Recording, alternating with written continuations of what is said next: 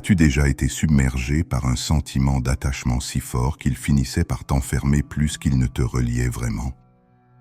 Peut-être à une personne que tu ne peux pas quitter des yeux, à une idée qui tourne en boucle dans ta tête, jour et nuit, ou à une situation qui te consume de l'intérieur. Et si je te disais que ce que tu appelles amour, loyauté ou passion n'est parfois qu'une chaîne invisible que tu refuses de voir? Reste avec moi. Et ce que je vais partager au milieu de cette vidéo va complètement changer ta façon de voir tes relations. Beaucoup d'entre nous vivent ces moments où les émotions nous contrôlent, bien plus que nous ne les guidons. Et honnêtement, tu le sais déjà, n'est-ce pas?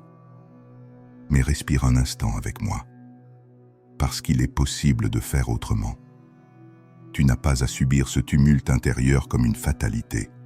Tu peux apprendre à te mouvoir vers un espace plus calme, plus clair, infiniment plus libre. C'est tout le sens de l'empire du soi. Mais attends, c'est quoi exactement l'empire du soi? Tu te poses la question, pas vrai? C'est un territoire intérieur que tu construis, pierre après pierre, respiration après respiration, où ton esprit redevient enfin souverain, où tu n'es plus le jouet de tes émotions mais leur observateur conscient. Il faut que tu comprennes d'où vient ce piège dans lequel on tombe tous. Écoute-moi bien. Chaque attachement excessif naît d'une confusion fondamentale. Une confusion que personne ne t'a jamais expliquée clairement. Tu crois que la paix dépend de ce que tu retiens alors qu'elle naît de ce que tu laisses aller. Combien de fois tu t'es déjà dit « Je ne peux pas vivre sans lui, sans elle. Je ne peux pas échouer à ce projet, sinon je ne suis rien. Je ne peux pas perdre ce statut, cette image. Sois honnête. Ça t'est déjà arrivé, n'est-ce pas? Mais voilà le problème. À ce moment précis, ce n'est pas l'amour qui te parle. Ce n'est pas l'ambition. C'est la peur brute, viscérale, qui se déguise en attachement. Et tant que la peur gouverne ton esprit, tu ne construiras jamais ton empire intérieur. Tu seras un locataire dans ta propre vie, pas le propriétaire. Et là, peut-être que tu te dis « Ok, mais comment je fais pour savoir si c'est de l'amour ou de la peur ?» C'est exactement ce que je vais te montrer. Mais avant, laisse-moi te poser une question. Est-ce que tu as déjà ressenti cette boule dans le ventre quand tu penses à perdre quelque chose ou quelqu'un? Ce poids dans la poitrine? Si oui, écris « oui » dans les commentaires. Parce que ce que je m'apprête à révéler fonctionne pour ce symptôme précis. Alors, regarde bien ce qui se passe réellement quand tu t'attaches trop fort. C'est fascinant et terrifiant. Tu commences à t'épier toi-même, à chercher des signes, des preuves, des confirmations. Tu anticipes, tu veux tout contrôler, tu doutes de tout. Tu reconnais ce pattern, cette obsession de vérifier ton téléphone, de décortiquer chaque mot, chaque silence. Tu n'es plus présent dans l'instant, tu es prisonnier de tes attentes. Tu vis dans un futur imaginaire terrifiant ou dans un passé idéalisé, mais jamais ici. Jamais maintenant. Et voici le piège ultime. Plus tu veux tout maîtriser, plus tu t'éloignes de la maîtrise de toi-même. C'est le paradoxe de l'attachement. Mais il y a un déclic à comprendre. Un déclic qui change tout. Je vais le partager avec toi dans exactement 2 minutes. Mais avant, tu dois comprendre pourquoi ça fonctionne. Parce que si tu zappes maintenant, tu vas manquer l'élément le plus important. Celui qui fait que certaines personnes se libèrent vraiment et d'autres restent enfermées toute leur vie. Voilà où commence la vraie pratique de l'empire du soi. Et attention, ce n'est pas ce que tu crois. Il ne s'agit pas de rejeter ce que tu ressens, ni de devenir froid, insensible, détaché de tout comme un robot. Non, il s'agit de regarder tes émotions sans t'y perdre. Imagine que ton esprit est un ciel. Les émotions sont des nuages. Certains sont légers, d'autres sont des orages violents. Mais toi, tu es le ciel. Pas les nuages. Les nuages passent. Le ciel reste. Mais comment on fait ça concrètement? Comment on devient le ciel quand on est emporté par la tempête? C'est là que ça devient intéressant. Tu dois accepter que certaines choses t'échappent, complètement, définitivement, et que c'est justement ce qui rend la vie vivante.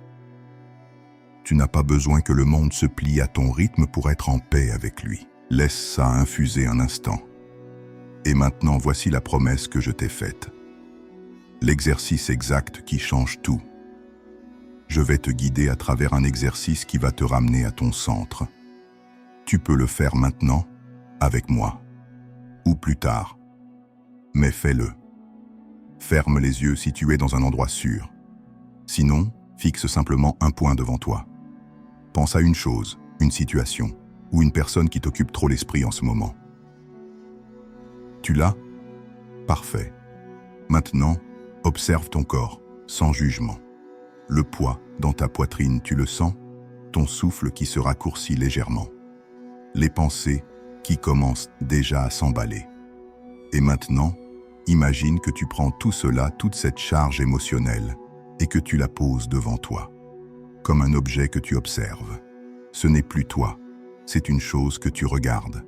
Dis-toi, à voix haute ou dans ta tête, ce n'est pas moi, c'est une pensée. Respire profondément et recommence. Ce n'est pas moi, c'est une pensée. Autant de fois qu'il le faut. Chaque respiration est une pierre posée dans ton empire intérieur. Chaque répétition est un pas vers ta souveraineté. Tu l'as fait? Vraiment? Parce que si oui, tu as déjà ressenti un micro-changement. Même subtil, même petit. Il est là. Et si tu ne l'as pas fait, pourquoi? Qu'est-ce qui te retient? Écris-le dans les commentaires. Les anciens stoïciens, il y a plus de 2000 ans, avaient compris quelque chose que la science moderne redécouvre à peine. Marc Aurèle disait « Ce qui trouble l'homme, ce ne sont pas les choses, mais les jugements qu'il porte sur elles. » Traduction en 2025.